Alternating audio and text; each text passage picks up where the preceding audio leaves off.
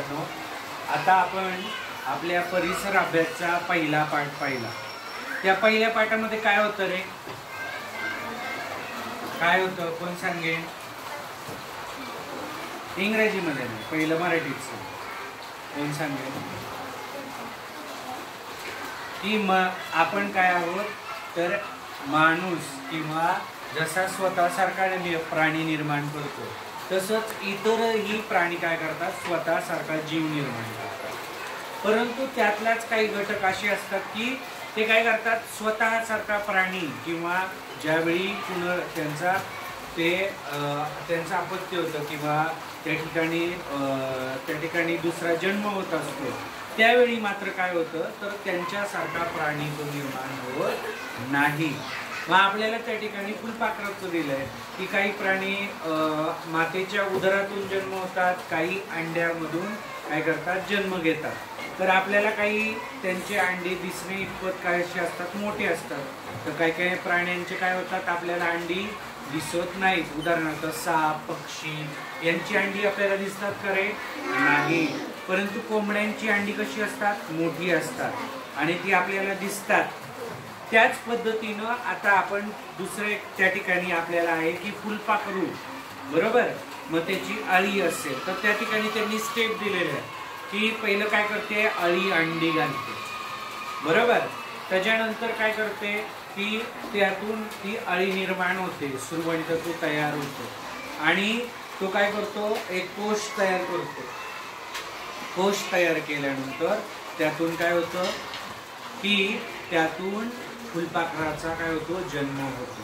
तर या ठिकाणी आपण आता टाकाऊपासून टिकाऊ या ठिकाणी आपण बॉटल्सचा या ठिकाणी उपयोग केलेला आहे. तर आपण पाहू की ही काय झालेली आहे, आपल्याला दिलंय की रुईच्या पानावर काय होते, ती अळी येते आणि रुईच्या पानावर आता ही अळी आलेली आहे.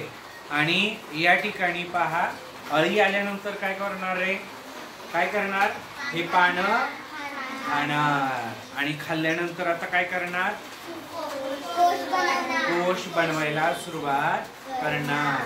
आता पहा, या ठिकाणी या अळीने काय केलेला आहे, तिचा कोश बनवलेला आहे आणि कोश बनवल्यानंतर त्याचा पिरियड जातो आणि ती अळी काय करते तर या कोश बनवत असताना ती जवळपास आठवडाभर काही खात नाही. ती सतत त्या ठिकाणी काय करत असते, कोश बनवत राहते आणि कोश बनवून झाल्यानंतर त्या ठिकाणी आता त्यातून फुलपाखरू बाहेर येणार आहे. पहा, हे फुल आपण मुद्दामून या ठिकाणी वरती काय लावलेलं नाहीये. ही फुलपाखरू आतमध्ये साधारणतः कसं असू शकतं, तर या ठिकाणी पहा, कोश मध्ये आता फुलपाखरू झालेलं आहे आणि त्यामधून आता ते काय करणार आहे तर हे फुलपाखरू बाहेर अशा पद्धतीनं निसर्गामध्ये ते काय होतं, बाहेर येतं आणि हा कोश असा त्या ठिकाणी राहतो.